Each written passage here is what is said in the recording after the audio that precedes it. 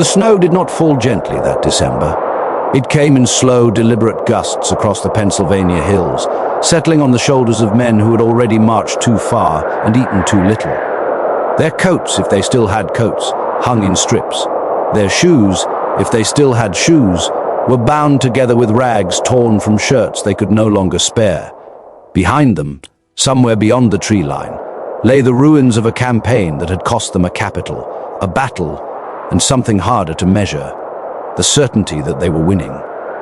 Ahead of them lay a stretch of frozen ground, and a name that meant nothing yet to the world, but would soon mean almost everything to a young nation still trying to convince itself it existed. It was the winter of 1777, and the American Revolution was not being destroyed on a battlefield. It was quietly starving to death. The Declaration of Independence had been signed nearly a year and a half earlier, but declarations do not feed armies. They do not stitch shoes or thaw frozen streams. They do not keep a Congress in one place or persuade a farmer to accept paper currency for the last of his winter grain. And they do not on their own defeat the most powerful empire on earth. Somewhere on those Pennsylvania hills, George Washington rode among his exhausted columns and understood, perhaps more clearly than anyone in the fledgling United States, that the fate of the revolution no longer depended on whether his army could win. It depended on whether his army could survive. The question that would define the next 6 months was not the one his enemies were asking. The British believed they had already broken him. Congress feared he had failed them. His own officers whispered that another general might do better. But the real question, the one history would answer only in retrospect, was quieter and stranger than any of them realized. How does an army that cannot fight keep a revolution alive? The answer, when it came, would emerge from a place whose name still carries the weight of that winter, Valley Forge. To understand what happened there, one has to understand how the revolution had arrived at such a fragile point. The war that began at Lexington and Concord in 1775 had been fought under the assumption that outrage and courage could substitute for the machinery of a professional military. For a time, that assumption held. Boston was surrounded and eventually abandoned by the British. Volunteers streamed in from every colony, convinced that liberty was a stronger weapon than muskets and ships of the line. But by the summer of 1776, when the ink on the Declaration was still drying, the British Empire arrived in New York with the largest expeditionary force it had ever sent across the Atlantic. Ships crowded the harbor. Redcoats spread across Long Island. Hessian mercenaries advanced with a discipline that Continental soldiers had rarely seen. In battle after battle, Washington was outmaneuvered, outnumbered, and pushed backward, through Brooklyn, across Manhattan, over the Hudson, and down through New Jersey until his shrinking army seemed on the verge of dissolving entirely. Then, on Christmas night, he crossed the Delaware. Trenton and Princeton, those small but decisive strokes at the end of 1776 and the beginning of 1777, did not turn the tide of the war so much as prove that the tide could still be turned. The Continental Army was still standing. Enlistments trickled back in. Foreign observers began to reconsider whether the Americans might yet be worth supporting. Washington had bought time, but time by itself is not victory, and Britain was preparing for a summer campaign that would test whether the events at Trenton had been a real change of fortune or merely a delay of the inevitable. That test came in 1777, and it did not favor the Americans. While a separate British force marched south from Canada, the campaign that would eventually collapse at Saratoga, General Sir William Howe launched a sweeping strike toward the American capital of Philadelphia. He did not march overland. He loaded his army onto ships, sailed down the coast, up the Chesapeake, and landed in Maryland, then pushed north into Pennsylvania. Washington moved to intercept him. At Brandywine Creek, on the 11th of September, the Americans stood their ground and fought with a courage no one questioned, but Howe outflanked them with a maneuver Washington failed to detect in time. The Continental line bent and then broke. Philadelphia fell soon after. Congress fled, first to Lancaster, then to York, dragging its papers and its arguments across the Pennsylvania countryside. Washington was not finished. In early October, he struck back at Germantown, a bold and complicated attack that came surprisingly close to succeeding before fog, confusion, and friendly fire dissolved the American momentum. A few weeks later at White Marsh, he skirmished with British probes but declined a general engagement he could not be certain of winning. By December, the pattern was unmistakable. The British held Philadelphia. Washington held the field but not the initiative. Winter, that old and impartial enemy of 18th century armies, was arriving on schedule. Historians have often written about this moment as if it were merely a pause. But for the men living inside it, there was nothing quiet about the choice Washington now had to make. He could not fight another battle. His army was too tired, too depleted, too poorly supplied. He could not remain in the open. He could not disband his forces without effectively ending the war. He had to find somewhere his soldiers could last the winter, somewhere close enough to keep pressure on the British in Philadelphia, defensible enough to survive a sudden attack, and remote enough that the enemy could not easily descend upon him with fresh troops. His answer was a place most Americans had never heard of. It sat about 18 miles northwest of Philadelphia, a rolling stretch of high ground where an iron forge had once operated along a creek that fed into the Schuylkill River. The forge itself had already been destroyed by British raiders earlier in the campaign. What remained was terrain, steep hills, natural approaches, a river to one side, forests for firewood, and enough open ground to build a camp large enough to hold an army. On December 19, 1777, roughly 12,000 Continental soldiers marched into Valley Forge. They did not arrive as conquerors, they arrived as survivors. Rain had turned the ground to a churn of mud and half-frozen ruts. Wagons were scarce. Tents were fewer than they should have been. Men who had marched through freezing streams found themselves standing on ridgelines with nothing to eat except what they carried and nothing to lie down on except the cold earth. And then, before they could rest, they were told to build. The camp did not exist yet. It had to be made. Washington ordered his soldiers to construct log huts to a set specification, roughly 14 feet by 16, arranged in rows along carefully surveyed streets. Men who could barely stand were divided into work parties and told to fell trees, drag logs, split them into rough planks and raise walls before the worst of the winter closed in. Officers were forbidden from moving into houses until their men were sheltered. Washington himself famously refused to leave his own tent until enough huts had been built. A small gesture, but one that soldiers remembered. Slowly, over days and weeks, a city of rough wooden cabins emerged along the frozen ridges, its chimneys leaking smoke into a grey sky, its inhabitants trying to remember what warmth had felt like. They had escaped the battlefield, but the battlefield had followed them here in a different form. The new enemies were cold, disease, hunger, and time. What happened next was not the kind of suffering that fills paintings. Paintings prefer heroism and last stands. The suffering at Valley Forge was slower, quieter, and in some ways more corrosive. Men wrote of days without meat, then days without bread. The commissary system, which was supposed to funnel food from the surrounding countryside and from distant states into the camp, was broken in ways no single commander could immediately fix. Wagons were lacking. Roads were poor. Farmers, wary of paper money that lost value by the week, often preferred to sell to the British in Philadelphia, who paid in hard coin. Supply officers, some incompetent and others merely overwhelmed, could not push provisions through fast enough. When food arrived, it sometimes arrived in the wrong quantities or in the wrong condition. When it did not arrive, the huts fell into a stubborn, gnawing silence. It is important, however, to be honest about what Valley Forge was and was not. Popular imagination has painted it as an unbroken season of starvation, in which every soldier stood barefoot in blood-stained snow. The reality was harsher in some ways, and gentler in others. The winter of 1777 to 1778 was cold, but not catastrophically so by regional standards. Other Revolutionary War winters, notably that of 1779 to 1780 at Morristown, would prove even more brutal. The shortages at Valley Forge came in waves, rather than as one uninterrupted famine. There were desperate weeks in which men truly went hungry, and there were other weeks in which supplies flowed with some regularity. Clothing was inadequate for many, and the muster rolls of that winter recorded thousands of soldiers listed as unfit for duty because they lacked shoes or serviceable garments, a real and documented crisis. But not every man was barefoot, and not every day was equally bleak. What killed at Valley Forge was not primarily hunger, it was disease.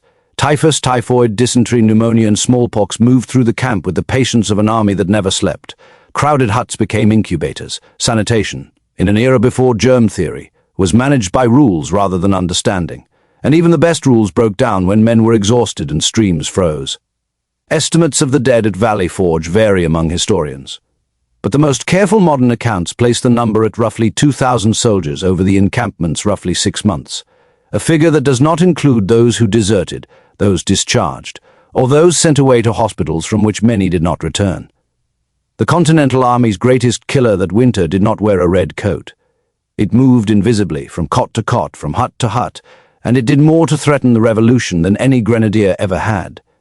And yet, even as men died and deserted, Washington was fighting a war his soldiers could barely see.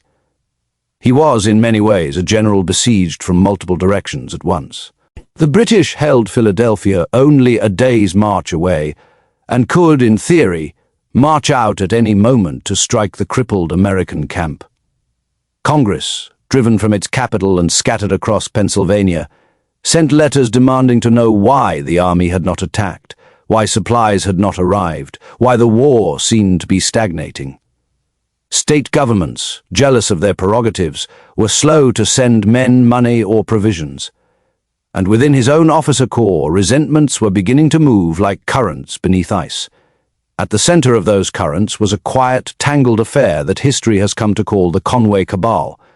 The name is heavier than the event itself deserves, but the anxiety it produced in Washington was genuine. General Horatio Gates, whose forces had accepted the surrender of a British army at Saratoga in October, a stunning victory that had changed the strategic map of the war, had emerged as a rival center of military prestige. Around him, and around a discontented Irish-French officer named Thomas Conway, a loose network of letters and complaints began to circulate, questioning Washington's competence, hinting that another commander might do better, and suggesting that the disaster at Philadelphia had been avoidable. There was no formal conspiracy in the way legend later imagined. There was no coordinated coup, but there was enough smoke that Washington, careful and politically astute, understood he needed to protect his position while still holding his army together. He responded not with fury, but with correspondence. Letter after careful letter, he defended his conduct, revealed inconvenient truths about his critics' private words, and demonstrated a mastery of political survival that few of his contemporaries fully appreciated. By spring, the cabal had unraveled. Conway had resigned. Gates had been outmaneuvered.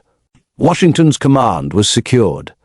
But the episode revealed something that soldiers freezing in huts could not have known, that the general standing at the center of the storm was fighting not only for the revolution, but for his ability to continue leading it. While Washington managed his political survival, he was also waging what may have been the most decisive campaign of the entire encampment. It was not a campaign of muskets and maneuvers. It was a campaign for supplies. Wars, Washington understood, are not won by courage alone. They are won by wagons that arrive on time, by shoes that reach feet before frostbite does, by barrels of salt pork that appear when they are supposed to appear. The Continental Army's supply system in early 1778 was by almost every honest account broken. It had been managed by a quartermaster general who had effectively resigned in frustration months earlier, leaving the position hollow at the exact moment it mattered most. Washington pressed Congress to appoint a successor. In March, Nathanael Greene, one of Washington's most trusted subordinates, reluctantly accepted the role and, together with a handful of newly energized commissaries, began the slow, grinding work of restoring the flow of food, clothing, and equipment to the camp. It was tedious work. It rarely appears in paintings.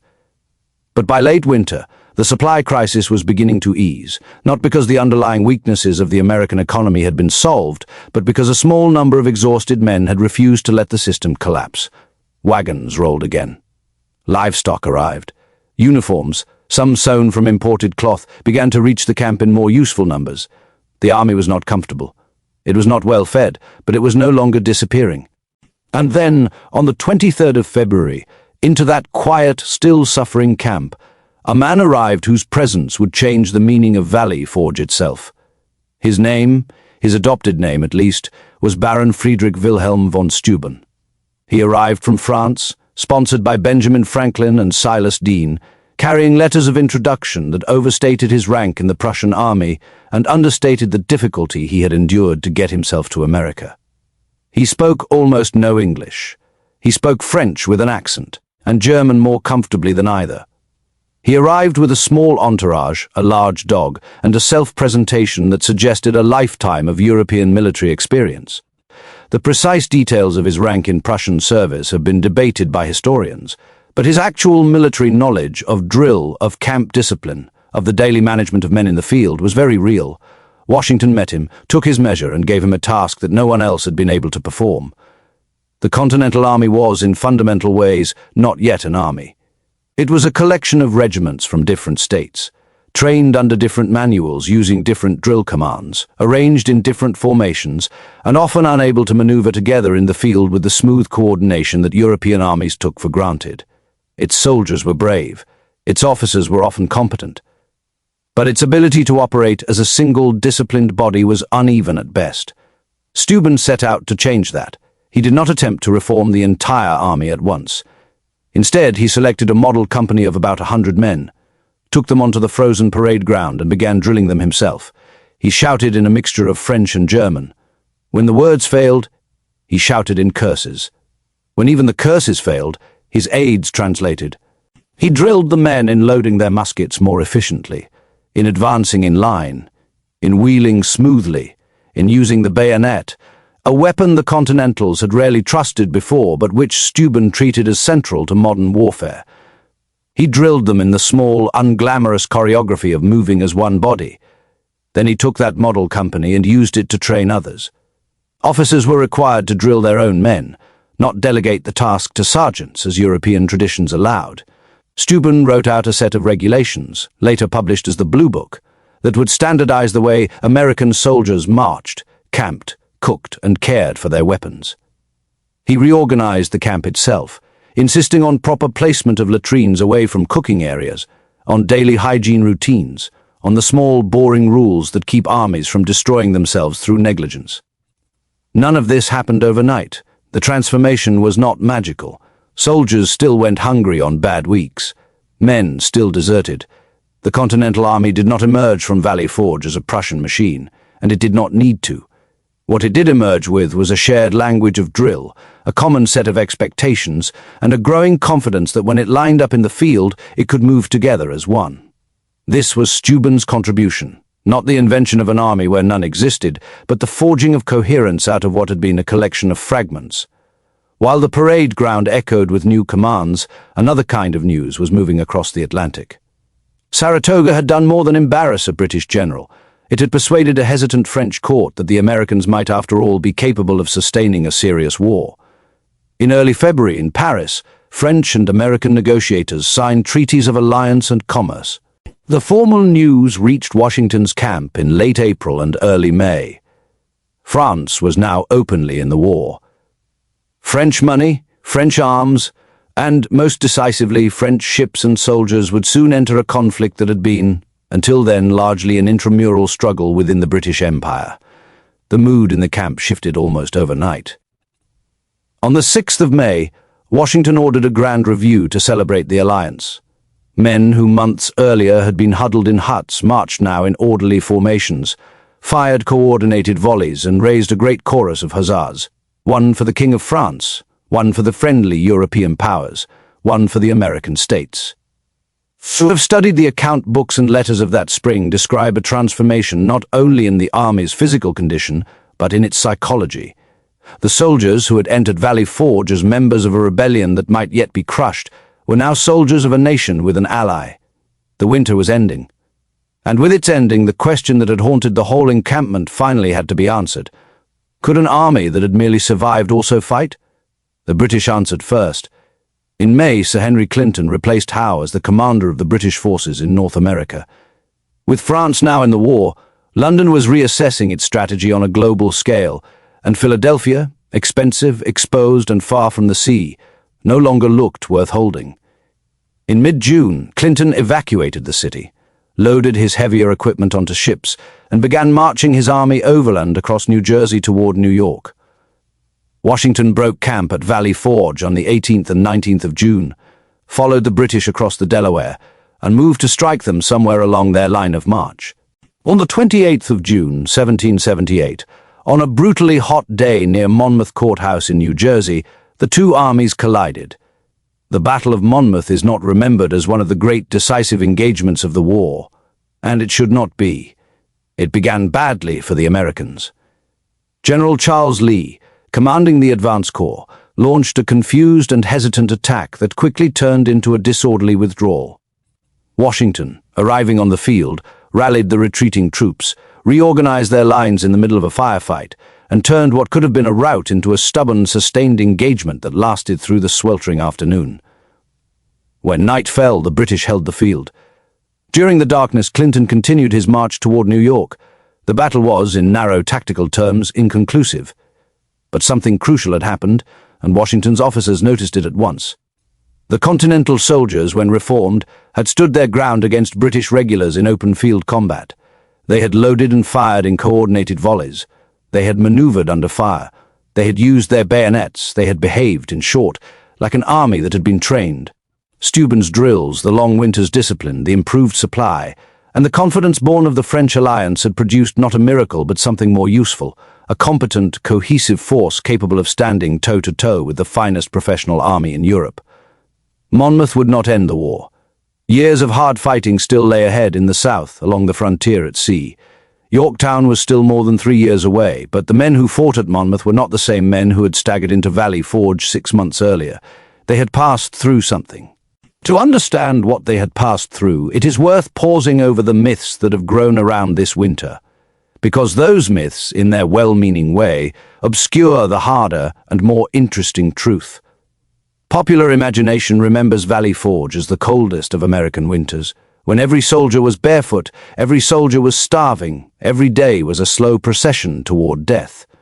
Popular imagination remembers Baron von Steuben as a lone military genius who arrived one morning and transformed a rabble into professionals by nightfall. Popular imagination often remembers Valley Forge as the place where the revolution was won. The truth is more complicated and, in some ways, more remarkable. The winter was hard, but not unprecedented. Harsher winters would come. Shortages were severe but episodic. Barefoot soldiers were real, but so were men in adequate boots. Steuben was a gifted trainer, but the transformation of the army was the work of many hands, including Washington's, Greene's, and the officers who translated Steuben's shouted commands into daily practice. The revolution was not won at Valley Forge. It was preserved there. That distinction matters. To claim that Valley Forge won the revolution flattens the years of continued struggle that followed and turns a long, uncertain war into a single dramatic scene. To recognize that Valley Forge preserved the revolution, that it kept the army alive, restored its supply system, forged its discipline, welcomed its French ally, and produced the force that would fight on until Yorktown, is closer to what the evidence supports. And it is, in the end, more moving, because what Washington's army accomplished during that winter was not a miracle. It was something rarer. It was endurance transformed into capability. There is a temptation, looking back across the centuries, to imagine that the outcome of the American Revolution was somehow inevitable, that a young nation founded on such lofty ideals must have been destined to prevail. The men who spent that winter at Valley Forge would have found such a view baffling. To them, nothing was inevitable. The British held their capital, their allies were uncertain, their supplies were unpredictable, their commander was under quiet political attack. Their comrades were dying of disease in huts they had built themselves. And still most of them stayed. Why they stayed is a question historians have circled for 2 centuries. Some remained out of ideological commitment to independence. Some stayed because they had nowhere else to go. Some stayed for the modest pay, the promise of land, the loyalty of their regiment, the pride of not being the one who left. Whatever the reason, they stayed, and by staying they made it possible for a professional army to emerge from a struggling one, for a diplomatic alliance to matter, for a battlefield victory in New Jersey to have anyone left to win it. Valley Forge, in that sense, is not the story of a great battle. It is the story of the space between battles. It is the story of what a revolution requires when it is not yet strong enough to prevail, but not yet weak enough to disappear. Return, if only for a moment, to that opening image. December of 1777. An exhausted army stumbling across the frozen ridges of Pennsylvania. A general riding among his men, calculating how far the revolution could still be stretched before it snapped. Congress in flight. Philadelphia lost. Winter closing in. Every honest observer of that moment could have concluded that the American cause was finished. Now hold that image against another. June of 1778. The same army marches out of the same camp under new colors of confidence. It moves with a discipline it did not possess 6 months earlier. It carries with it the knowledge that France has entered the war. It follows a retreating British force across New Jersey, and a few days later stands its ground against those same redcoats in the heat of Monmouth. It is not a perfect army. It is not an invincible army. But it is an army, in a way it had never quite been before. Between those two images lies the true meaning of Valley Forge, not the myth of universal barefoot starvation, and not the fantasy of overnight transformation, but something quieter and more durable. The discovery that a struggling revolutionary force could confront its own weaknesses, reform its own systems, learn a new discipline, welcome a new ally, and emerge better prepared to fight the long war ahead. The greatest victory won on those Pennsylvania hills was not the defeat of a British army. It was the defeat of collapse. And that in the end may be the most honest lesson of Valley Forge. Revolutions are not saved only by the courage of a single battle or the brilliance of a single general. They are saved in the slow weeks between the battles, in the wagons that finally arrive, in the huts that finally warm, in the drills that finally take, in the men who finally decide to stay one more day. The American Revolution did not survive because its soldiers were spared suffering. It survived because they suffered, and because, out of that suffering, they built something that was still standing when spring came. The winter that almost ended the revolution ended instead, as the winter that taught it how to endure.